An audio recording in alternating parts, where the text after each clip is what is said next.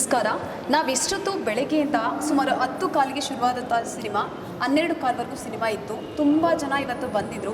ಇದೇ ಥರ ಮೂವಿ ನಡೆಯೋವರೆಗೂ ಕೂಡ ಎಲ್ಲರೂ ಸಪೋರ್ಟ್ ಮಾಡಿ ಸಾಯಿ ಪ್ರಕಾಶ್ ಸರ್ಗೆ ಎಲ್ಲರೂ ಅರಸಿ ಅಂತ ಹೇಳ್ತೀವಿ. ಅದರ ಜೊತೆಗೆ ಈ ಮೂವಿಯ ಮುಖ್ಯ ಪಾತ್ರ, ಮುಖ್ಯ ಕೊಡುಗೆ ಅಂತೇನೆಂದರೆ ಇತ್ತೀಚಿನ ದಿನಗಳಲ್ಲಿ ತುಂಬಾ ಅತ್ಯಮೂಲ್ಯ ಅಂತಲೇ ಹೇಳ್ಬೋದು. ಬಹಳ ಮುಖ್ಯವಾದಂತಹ ಒಂದು ಕಾನ್ಸೆಪ್ಟ್ನ ಸರ್ ಜನರ ಮುಂದೆ ತೆರೆದಿಟ್ಟಿದ್ದಾರೆ. ಯಾಕೆ ಅಂತಂದರೆ ಸಣ್ಣ ಮಕ್ಕಳಿಂದ ಹಿಡಿದು ಬಾಳವರೆಗೂ ಕೂಡ ಸಣ್ಣ ವಿಚಾರಕ್ಕೆ ಆತ್ಮಹತ್ಯೆ ಅನ್ನೋದೇ ಫೈನಲ್ ಡಿಸಿಷನ್ ಅಂತ ಹೋಗ್ತಿದ್ದಾರೆ.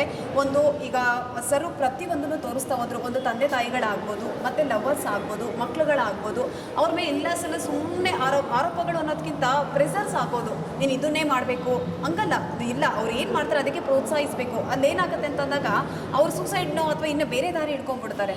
ಆ ಥರ ಆಗಬಾರ್ದು. ಅದ್ರ ಜೊತೆಗೆ ಸೂಸೈಡ್ ಅಂತ ಬಂದಾಗ ಸಾಲ ಮಾಡ್ಕೊಳ್ಳೋದಾಗ್ಬೋದು, ಮತ್ತು ಈ ಗಂಡ ಹೆಂಡತಿ ವಿಚಾರಕ್ಕಾಗ್ಬೋದು, ಬಿಸ್ನೆಸ್ ವಿಚಾರಕ್ಕಾಗ್ಬೋದು, ರೈತರಿಗಾಗ್ಬೋದು, ಇವರೆಲ್ಲರಿಗೂ ಕೂಡ ಸೂಸೈಡ್ ಅನ್ನೋದು ಫೈನಲ್ ಡಿಸಿಷನ್ ಅಲ್ಲ. ದಯವಿಟ್ಟು ಸೂಸೈಡ್ಗೆ ಆತ್ಮಹತ್ಯೆನೇ ಅಂತಿಮ ಪರಿಹಾರ ಅಲ್ಲ ಅನ್ನೋದು ಈ ಮೂವಿಯ ಪ್ರಮುಖ ಸಾರಾಂಶ ಆಗಿರುತ್ತೆ. ಎಲ್ಲರೂ ಸಹ ಮೂವಿಗೆ ಬನ್ನಿ, ಸಿನಿಮಾವನ್ನು ನೋಡಿ ಅರಸಿ ಆರೈಸಿ. Thank you.